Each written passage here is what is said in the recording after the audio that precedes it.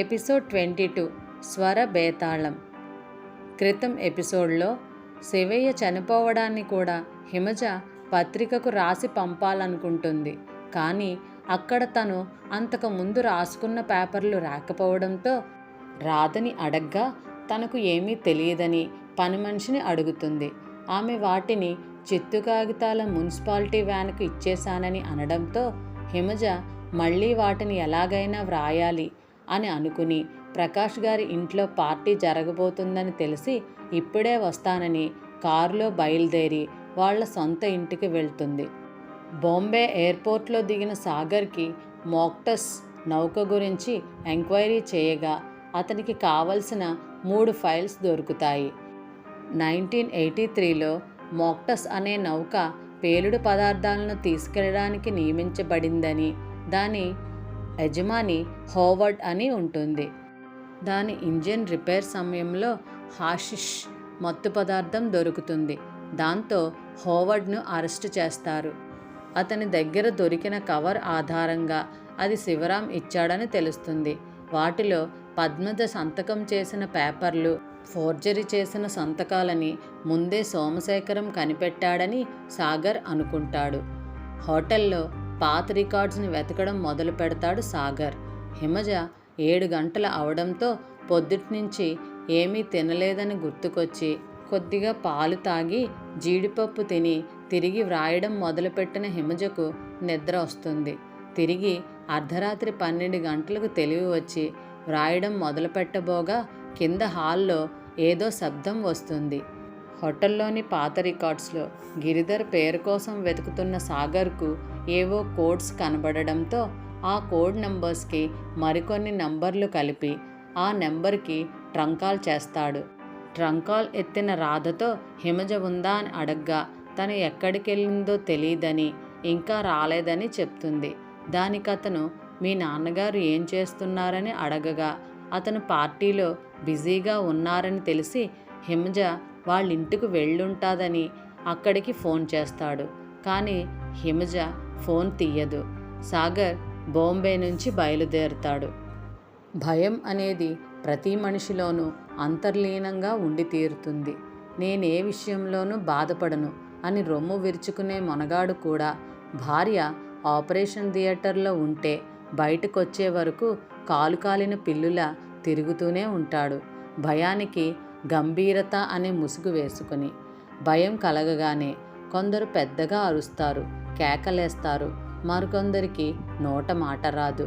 మరికొందరైతే స్పృహ తప్పి పడిపోతారు. కానీ ఇంత భయపడినా అది లోపలే దాచుకుని పైకి కనిపించేవాళ్ళు అరుదు అనే చెప్పాలి. ఇందులో తను ఒంటరిగా లేనని, మరెవరో ఉన్నారని, వాళ్ళు వేసిన తలుపులు తెరుచుకుని వచ్చారని తలుచుకోగానే హిమజ ముందు భయపడింది. కానీ అంత పెద్ద ఇంటిలో తను ఒంటరిగా ఉన్నానన్న భయం అంతర్లీనంగా ఉండటమే కాకుండా ఆ రోజు ప్రాణాలు తీయడానికి కూడా వెనుకాడని నరరూప రాక్షసులను ప్రత్యక్షంగా చూసిన కారణంగా కాస్త జడిసింది. ఒక్క క్షణం ఆలోచించి ముందుగా గదిలో లైట్లు ఆర్పేసింది. చుట్టూతా అంతా వెలుతురు పరుచుకున్నప్పుడు చీకటిలో ఉన్న వ్యక్తి భయపడడు. ఎదుట కనిపించే వెలుతురు అతనికి ధైర్యాన్నిస్తుంది. కానీ చుట్టూ చీకటిగా ఉన్నప్పుడు వెలుతురులో ఉంటే అది డిసడ్వాంటేజ్. ఫోకస్ అంతా తన మీదే పడుతుందన్న ఫీలింగ్. హిమజ గది ఒక మూల నుంటే సరిగ్గా అవతల మూల నుండి పద్మజ గది, మధ్యలో గెస్ట్ రూమ్, లైబ్రరీ గది, ఆఫీస్ రూమ్ ఉన్నాయి. పద్మజ గదిలో ఉంది ఫోను. చీకటికి కళ్ళు అలవాటు పడేంత వరకు హిమజ తన గదిలోనే ఉంది. ఆ తర్వాత చప్పుడు చేయకుండా పక్క గదిలోకి వెళ్ళింది. అదే ఆమె చేసిన తెలివైన పని.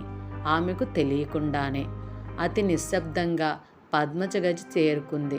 అలవాటు పడిన ప్రదేశం కాబట్టి సులువుగానే ఫోన్ అందుకుంది. ముందుగా ప్రకాష్ రావు గారికి ఫోన్ చెయ్యాలా లేక పోలీసులకు చేస్తే మంచిదా అనుకుంటూ. ఫోన్ డెడ్గా ఉంది. అప్పుడు వేసింది హిమజకు అసలైన భయం. తను ఎవరికీ కనిపించకుండా ఉండాలని ఈ ఇంటికి రావడం కోరి అపాయాన్ని తెచ్చుకున్నట్లుంది. తన ఇంట్లో తనే బందీ అయ్యింది. దురదృష్టవశాత్తు తనున్న వైపు అవతల వైపంతా మైదానం. గట్టిగా కేకలు పెట్టినా ఎవ్వరికీ వినిపించదు. అందులోనూ ఆ ప్రాంతంలో ఇళ్ళు ఎక్కడెక్కడో విసిరేసినట్లుంటాయి దూరంగా.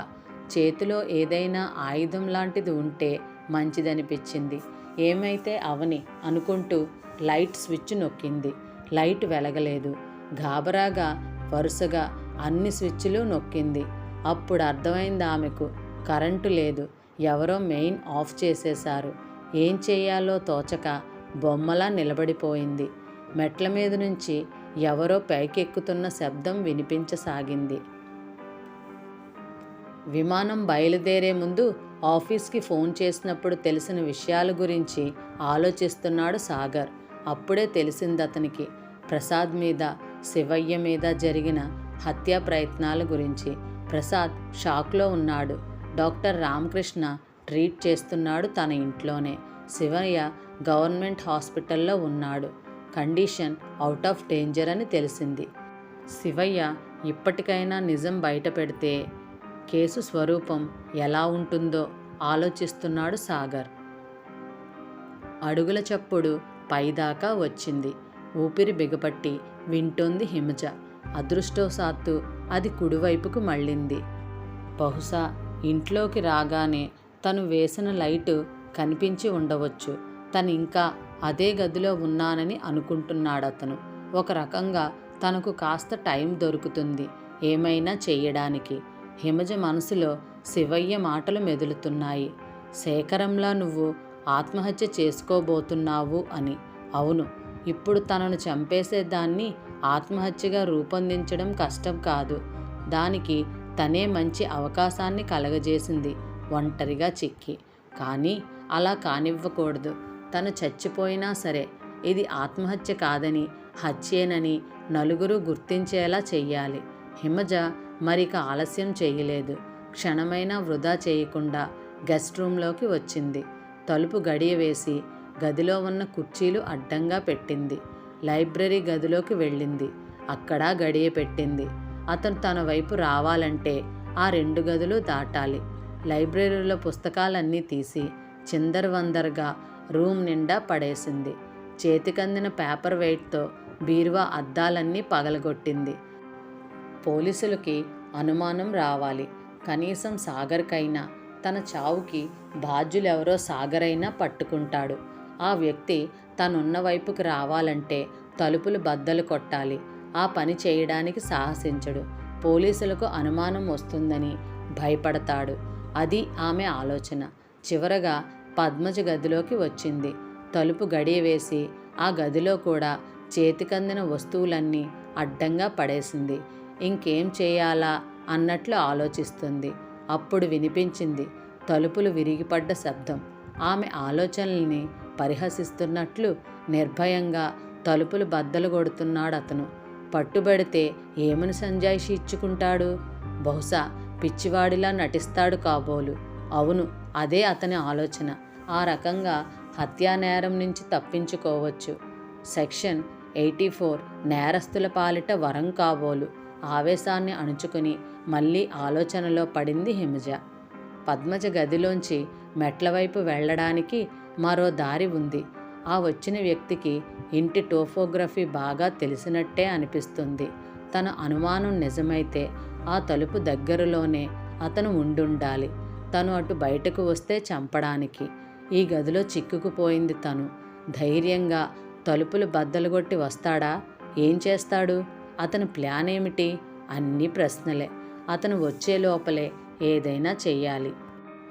అంతలో పక్క గదిలో నుంచి వచ్చే శబ్దం ఆగిపోయింది. అంతా నిశ్శబ్దం. దూరంగా దీపావళి చప్పుడు మాత్రం ఉంది. కాసేపటికి అర్థం అయింది ఆమెకు అతని ప్లాన్ ఏమిటో. తన ప్రశ్నలన్నిటికీ జవాబుగా తలుపు సందుల్లోంచి కొద్ది కొద్దిగా పొగ లోపలికొస్తుంది. మొత్తం సజీవ దహనం చెయ్యడానికి. విమానంలో కూర్చున్న ఆ గంట వృధా చేయలేదు సాగర్. నోట్బుక్లో నంబర్లన్నీ డీకోడ్ చేయడం మొదలుపెట్టాడు. ఒక సిబిఐ ఆఫీసర్గా చాలామంది ప్రముఖుల టెలిఫోన్ నంబర్లు, అడ్రస్లు అతనికి తెలుసు. తను డీకోడ్ చేస్తున్న అడ్రస్సుల్లో కొన్ని గుర్తుపట్టగానే అతనికి చెమటలు పట్టాయి. విమానం కంటే వేగంగా ప్రయాణం చేసి ఊళ్ళో వాలాలనుంది అతనికి. విమానం ల్యాండ్ అవ్వడానికి ఇంకా 10 నిమిషాలు టైం ఉంది. నిమిషం ఒక యుగంలా గడుస్తుంది సాగర్కు. పొగ గది నిండా నిండుతుంది. కళ్ళలో నుంచి నీళ్లు కారుతున్నాయి. ఊపిరి పీల్చుకోలేక ఉక్కిరి బిక్కిరవుతుంది హిమజ. కిటికీ తలుపులు తెరవడానికి ప్రయత్నించింది, రాలేదు. పొగ బయటకు వెళ్లే దారి లేక దట్టంగా పరుచుకుంటుంది గదిలో. మిగిలింది ఒకటే దారి, చిన్న బాల్కనీ. పద్మజ ఎప్పుడూ తెరిచేది కాదు. తలుపు గట్టిగా బిగుసుకుపోయి ఉంది. హంతకుడు ఆమె కన్నా తెలివైన వాడిలా ఉన్నాడు. బయట గది తలుపు దగ్గర పొగ కాస్త మంటగా మారుతుంది. హిమజ బలం అంతా ఉపయోగించి తలుపులు లాగింది. తెరుచుకున్న తలుపుల్లోంచి రివ్వున గాలి లోపలికి వచ్చింది. ఆ గాలికి మంటలు పెద్దవవుతున్నాయి. హిమజ బాల్కనీలోకి వచ్చింది. 2వ అంతస్తులో ఉందామె. కింద సరిగ్గా బార్బుడ్ ఫెన్సింగ్ ఉంది. దాని పక్కనంతా గులాబీ మొక్కలు దట్టంగా. అయినా దూకడం ఒక దారి, మరొకటి. తల పైకెత్తింది హిమజ. మంగుళూరు పెంకులతో ఏటవాలుగా కప్పిన పైకప్పు కనిపించింది.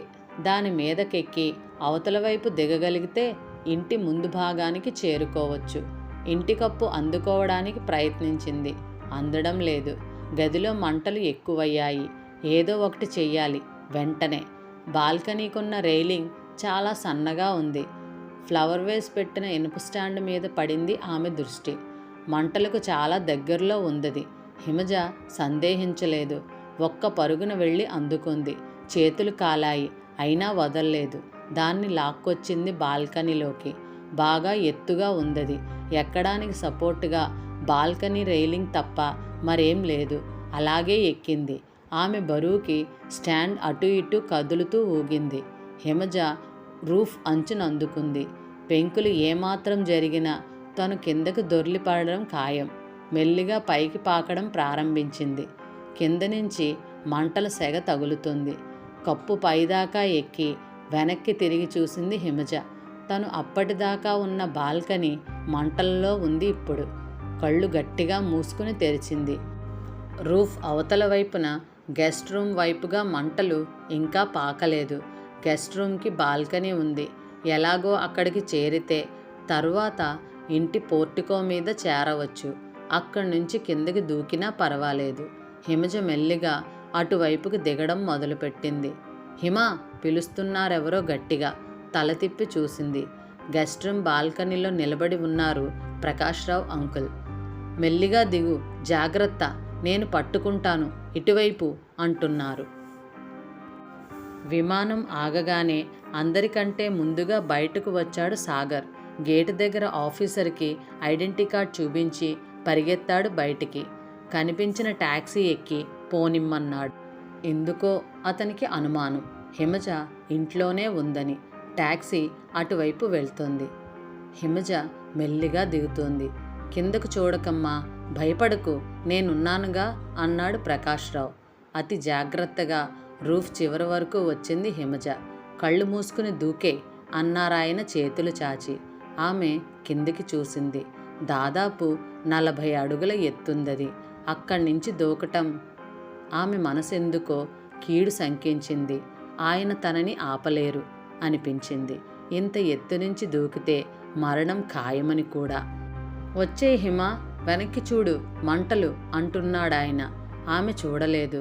వెనక నుంచి తగులుతున్న వేడిని బట్టి మంటలు ఎంత సమీపంలో ఉన్నాయో ఊహించగలదు. ఇంత గొడవ జరుగుతున్న జనానికి ఎందుకు అనుమానం రాలేదో ఆమెకు అర్థం కాలేదు. బహుశా మంటలు బయటకు కనిపించి ఉండవు. మామూలు పొగ అనుకుని ఉంటారు, లేదా దీపావళి తాలూకు పొగ అనుకుని ఉంటారు. అదేగాని అయితే మరి ఈ ప్రకాశ్రావు గారికి తను లోపల ఉన్న విషయం ఎలా తెలిసింది?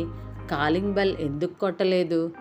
ఇటువైపు బాల్కనీ నుంచి బయటకొస్తానని ఆయన ఎలా ఊహించగలిగాడు? ఒక్కొక్క ప్రశ్న ఆమె మస్తిష్కంలో బాణాల్లా దూసుకువచ్చాయి. లోపల పొగ ఉన్నమాట నిజమే, అది ఆయనకు కూడా తెలిసింది అనుకుందాం. అయినా ముఖద్వారం నుంచే తను బయటపడుతుంది అని ఊహించి అట్నుంచి లోపలికి రావడానికి ప్రయత్నించటమో లేక ఆ తలుపులు బ్రద్దలు కొట్టటమో చెయ్యాలి తప్ప తను ఇటు వస్తుందని అంత కరెక్ట్గా ఎలా అనుకోగలిగాడు? హిమా, ఏంటి ఆలోచిస్తున్నావు? దిగు, దూకేయ్, మంటలు అరుస్తున్నాడాయన. ఆయన మాటల్లో కంగారు కనపడుతుంది. కానీ ఆ కంగారు తన సేఫ్టీ గురించి కాదు. ఒక తెర తొలగిపోయినట్లు ఆమె మెదడులో బ్లాక్ స్పాట్ క్లియర్ అయ్యింది. జూలీ క్లాడ్ మరణం, శివయ్య హత్య, ఆఖరుగా ప్రకాశ్రావు ఇంట్లోనే తను వ్రాసిన కాగితాలు మాయమవడం, అన్నీ కలిపి అన్వయించుకుంటే మొత్తం అంతా అర్థమైంది. ఇలిస్ట్రేటెడ్ వీక్లీ కోసం తను వ్రాసిన ఆర్టికల్స్ అన్నీ సమీక్షించి ఏ సిబిఐ ఆఫీసర్ కాస్త పరిశోధన మొదలుపెట్టినా వెనక ఉన్న మూల విరాట్టు బయటపడడం ఖాయం. కేవలం వ్రాయటం ఒక్కటే గమ్యం పెట్టుకున్న తను ఈ వెనక ఉన్న వ్యక్తి గురించి ఆలోచించలేదు. ఆలోచిస్తే తెలిసి ఉండేది. మాజీ డిఫెన్స్ సెక్రటరీ ప్రకాశ్రావు గారే ఆ వెనక ఉన్న వ్యక్తి అని. వెనక నుంచి ఒక గాలి కెరటం మంటల్ని ఆమెకు మరింత దగ్గరగా తోసింది. అయిపోయింది. కిందికి దూకితే ముచ్చి రూపంలో అతడు, వెనక నుంచి ముందుకొస్తున్న మంటలు.